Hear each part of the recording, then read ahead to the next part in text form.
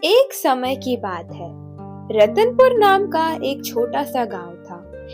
यह गांव कभी अपनी हरियाली के लिए जाना जाता था, लेकिन पिछले 3 वर्षों से यहाँ एक बूंद भी बारिश नहीं हुई थी। जमीन फट चुकी थी और लोगों की उम्मीदों की तरह कुएं भी सूख गए। उसी गांव में एक आर्यन नाम का नौजवान रहता था। आर्यन के पास धन दौलत तो नहीं थी, लेकिन उसके पास एक पुरानी दादी थी जो उसे सदियों पुरानी कहानियां सुनाया करती थी।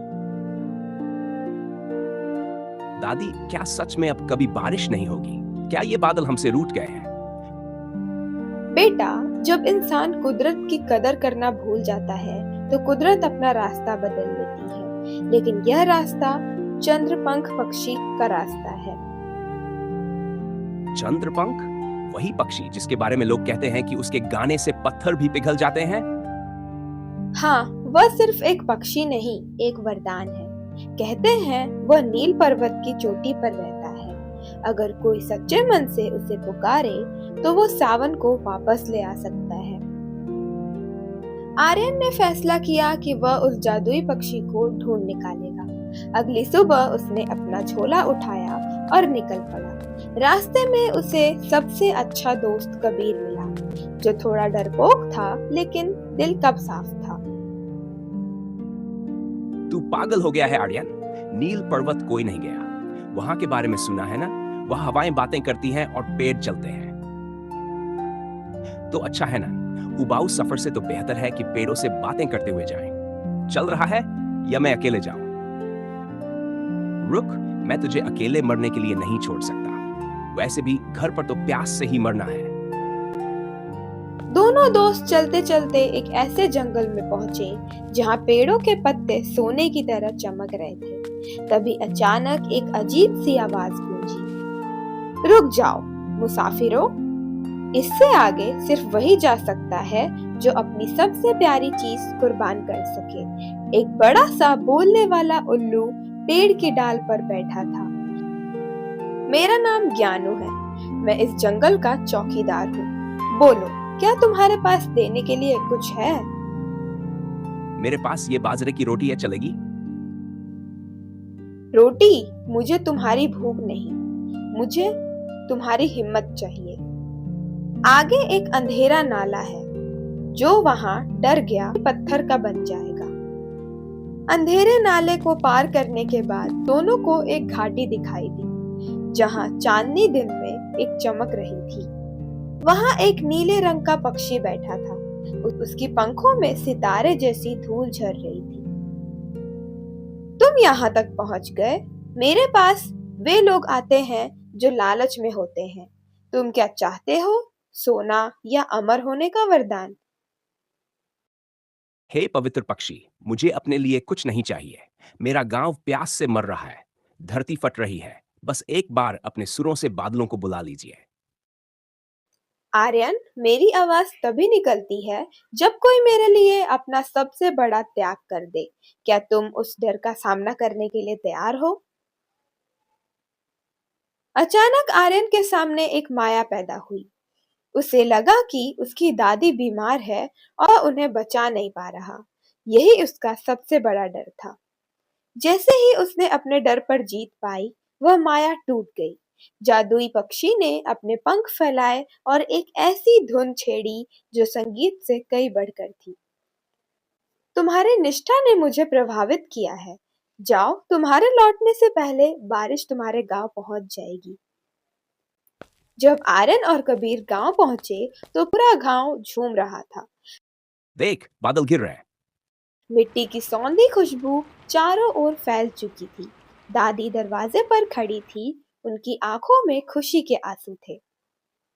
मैंने कहा था ना आर्यन, जो निष्ठा से निकलता है वह कभी खाली हाथ नहीं लौटता।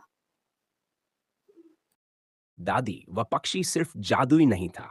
उसने मुझे सिखाया कि असली जादू हमारे अंदर की हिम्मत में होता है।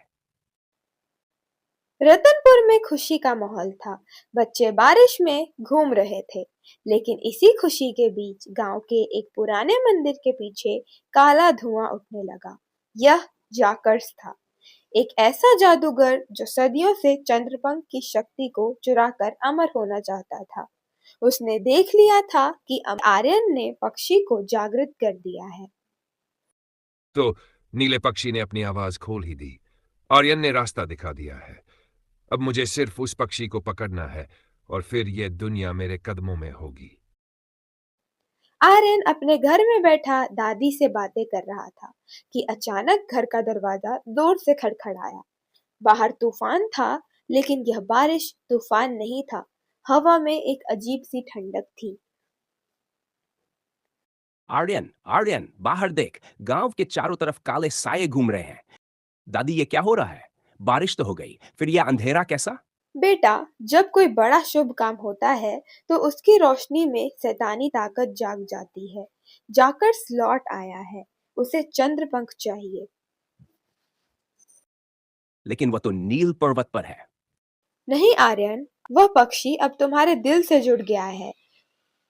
तुमने उसे पुकारा था, इसलिए वह तुम्हारी हिफाजत में है। अगर वह जाकर के हाथ लग गया तो दुनिया में हमेशा के लिए अंधेरा हो जाएगा। अचानक खिड़की पर वही उल्लू आकर बैठ गया। उसके पंख गीले थे और वो थोड़ा थका हुआ लग रहा था। आर्यन, मेरे पास समय कम है।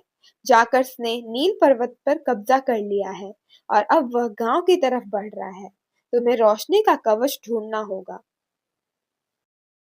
लेकिन वह कहाँ मिले? सरस्वती नदी के उस पार आईना गुफा में। वहां तुम्हें खुद से लड़ना होगा। क्या तुम तैयार हो? फिर से गुफा, फिर से लड़ाई। आर्यन भाई, हम किसान हैं, योद्धा नहीं।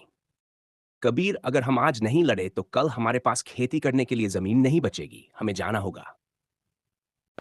दोनों दोस्त और उल्लू निकल पड़े। रास्ता खतरनाक था। बेटा, थोड़ा पानी पिला दो, मैं बहुत प्यासी हूँ। आर्यन, हमें जल्दी है, हम रुक नहीं सकते। आर्यन ने अपना बचा खुचा पानी उस औरत को पिला दिया। जैसे ही उसने पानी पिया, वह औरत एक चमकती हुई रोशनी में बदल गई। वह गुफा की देवी थी। तुम्हारी दया ने तुम्हें पहली परीक्षा में पास कर दिया। ये लो सत्य काम। यह तलवार नहीं, रोशनी की किरण है।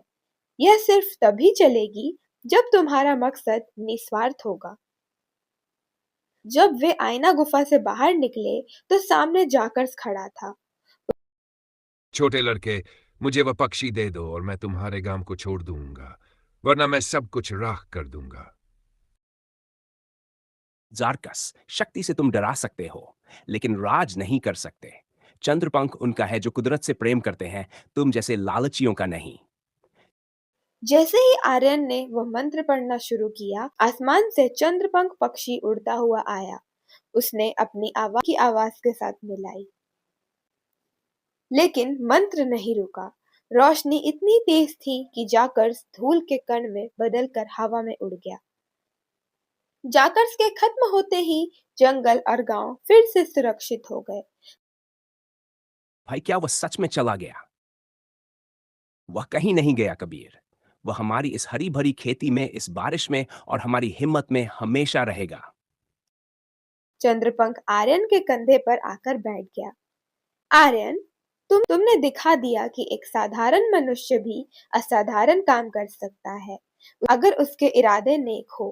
अब मुझे जाना होगा, लेकिन याद रखना, जब भी धरती पर कोई नेक दिल इंसान रोएगा, मैं वापस आऊंगा। अगली फसल बहुत अच्छी होगी कबीर। हाँ, बस दुआ कर कि अगली बार कोई बोलने वाला उल्लू न मिल जाए। मेरी तो हालत खराब हो जाती है। रतनपुर अब सिर्फ एक गांव नहीं रहा था, वह एक पवित्र धाम बन गया था। आर्यन ने अपने गांव के बच्चों को सिखाया कि कुदरत की रक्षा कैसे करते हैं।